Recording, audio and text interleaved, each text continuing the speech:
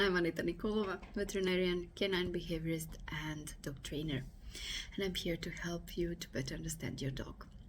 Did you know that the fear of loud noises like fireworks and thunderstorms can be prevented?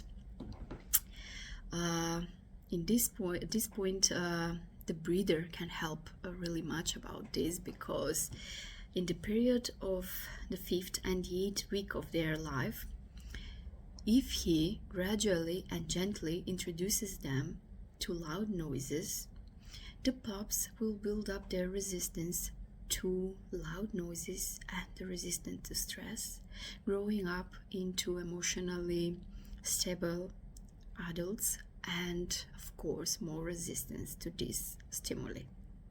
For more, follow my channels Dog Whispering with Anna on YouTube, Instagram, TikTok, and my Facebook page. See you!